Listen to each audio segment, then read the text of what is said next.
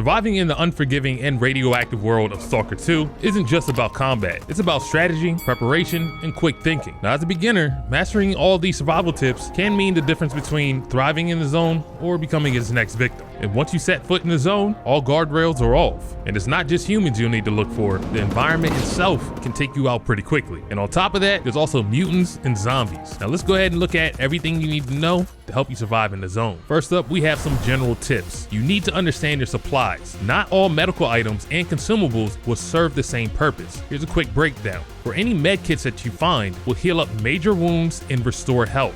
Any bandages that you find will stop the bleeding and it will replenish some of your health. Not like the med kits where it will recover most of your health. Next, you have the radiation medicine. Now, when your radiation starts to build up from going in highly radioactive areas, you'll need this radiation medicine. This will reduce the radiation poisoning that your character starts to acquire. If you don't have any radiation medicine, you can always use vodka or beer. This will help reduce the radiation exposure, but make sure you drink responsibly because you can become intoxicated. Now, around the map, there's a plethora of food that you can find. Any food that you find will recover small amounts of health. Also, you may see a food symbol by your health bar. This is an indication that you need to eat. And then finally, you have your energy drinks. This has to do directly with your stamina. As you run around the map, or if you're over encumbered, you want to use these energy drinks to replenish your stamina so you can keep on sprinting. This is very important if you're getting chased by a group of mutants and you need to get away. Now, knowing when to use each of these items can save your life in critical moments. So pay close attention to your health bar and your status ailments while you're exploring, because death can sneak up on you pretty quickly. Now, while you're exploring, you'll come across destructible crates throughout the world. Each crate may have a medical, wine symbol, or ammunition symbol on it. And when you break them open, they'll either have the medicine, food, or the ammo inside of it. You can either use your knife or just your gun butt to break open the crates. Now, supply crates are not the only destructible items in Stalker 2. Many areas in the game are locked or hidden behind sealed off areas. If you see a locked door with a padlock on it, just shoot it, or you can use your knife to break it. If you see an area that's blocked by planks with yellow strips, just try smashing them to get access to that new area. These hidden areas often contain different stashes of useful gear or just key items. You may want to pick up everything that you see in sight, but this is where I would caution to slow down. Every item in Stalker 2 has weight, and overloading your inventory will drastically slow you down. And this will make you an easy target in dangerous areas, especially if you're being chased by a horde of mutants in that plague zone. Prioritizing what to carry is one of the most important things to do. Storage management is key, so keep essential things like ammo, medical supplies, and food. Of course, you're gonna have your quest items in your inventory, and there's not really too much you can do about that. But for anything else that you may not think you need, sell it or just stash it away. You can always use those extra coupons you get from selling it to repair your gear or upgrade your gear. Items like energy drinks and extra weapons in your stash can quickly make you over encumbered, and you'll be slogging across the wastelands like a turtle. Now, it's not all about gear and loot. There's other survivors that'll be in the zone with you, and some of them are not too friendly. The NPCs may betray you or even attack you without warning. Approach them with caution and always be prepared for the unexpected. As you accept missions and quests for one faction, you may upset the rivals, and it's up to you to decide who you want to side with and who you want to betray. The choice is yours. In the zone, everyone is out for themselves, and you should be too. Now, to deal with those enemies, you'll need to have some combat skills. Stealth won't always be an option. So let's go over some of the tips and tricks to help you survive when you come across some tough enemies. First up, run and hide when necessary. The zone is full of deadly encounters. There's regular humans, there's mutants, and there's even zombies. If a fight seems unwinnable, don't be afraid to run and hide. In fact, running and hiding is one of the best strategies to use when you're outnumbered. Try hiding around the corner and let the enemies funnel in front of you, and you can take them out systematically. Try to close off the areas of where you can be shot. So look for a room with only one entrance so you can put your back to the wall and just look at the door as they present themselves in front of the opening. And for those mutants that run around real fast and turn invisible, those closed rooms are even better. This will limit and make their movement predictable. They'll run into the room,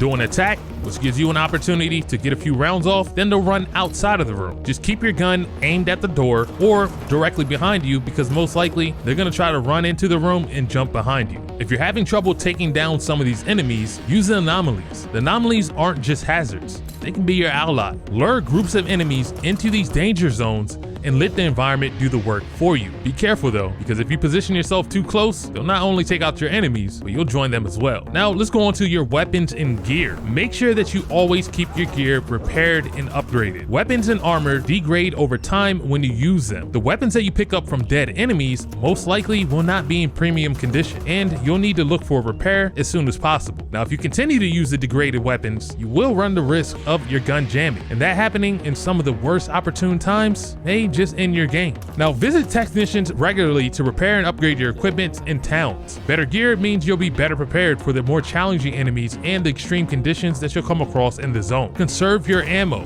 Bullets are scarce and valuable in the zone. Aim carefully and make shots count. Avoid wasting ammunition on unnecessary targets. Melee combat or stealth kills can help you save your ammo or when you really need it. Stack up as much ammo as you can while watching your weight. Be sure to sell and drop any ammo that you don't have a gun for. Some guns use different ammo, and if you scroll over top of them, it'll show you the ammo and the weapon that it can be used with. Finally, we have survival and environmental tips. Monitor the weather. The weather in the zone isn't just cosmetic, it impacts your survival. The storms and radiation spikes can make exploring the zone extremely dangerous. Whenever you see a storm coming, it may be a good idea to take shelter. And if you see that sky turn red, you better take shelter, and as fast as possible. A red storm indicates that an emission is coming. Emissions are anomalous storms that release a burst of excessive energy in the zone, and if it hits you, it'll basically kill you. Even the NPCs will run inside when one of these storms are coming. So if you see the town starting to empty out and everybody going inside, that's an idea to let you know that it's not safe to be out, and you better go ahead and hightail it inside as well. Now as you're exploring, loot everything. Always check fallen enemies in abandoned areas for supplies. You'll often find ammo, weapons, and even some different types of armor. But just be cautious, because while you're looting,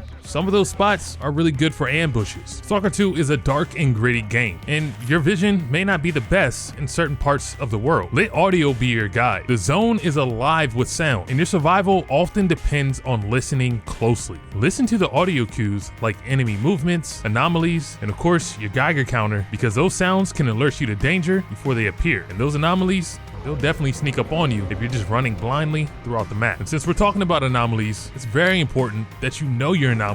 There are over 10 different anomalies that you can come across, and knowing each one and what each one does is essential to avoiding them. Use your anomaly detector and throw bolts to navigate through different areas that you may think an anomaly may be present. The detector emits audio signals that increase intensity as you get closer to the anomaly, and the bolts, they'll trigger their anomalies, revealing their exact location so you can plan your route and pass by. Here are just a few of the anomalies that you need to be aware of. The vortex in the wind tornado. This can be identified by swirling leaves in the air or a clear, large floating sphere that'll create a deadly vortex that'll pull you in and crush you if you get too close. You have the burner and lava pits. These are basically just flame sprouts that shoot lava out of the ground if you get too close. The air springboard may be the one and only anomaly that won't kill you. This is an air springboard that when you step on it, it'll lift you slightly up into the air. There's also various electric anomalies. These can appear on the floor, on the wall, even floating in the air. Then you have your gas and acid pools. Just like the electric anomalies, you can see this floating in the air, but these typically won't move around. They'll just be gas balls that are sitting in the air, or you can see acid puddles on the ground. You have other things like a flash explosion. When you get close to them, it feels like a concussion grenade or a flashbang goes off, and it does a good amount of damage and it blinds you. And you also have anomalies that look like large gas bubbles floating in the air. And once you pop them, they'll do damage to you. And one of the most annoying, and I would say deadly anomalies, is the glass shards. This one, you may not see this one when you're walking around, but you will hear it. Once you walk into the glass shards, just like anything, it'll cut you and it'll cause bleeding. And if you keep on walking through it, it'll do some significant damage.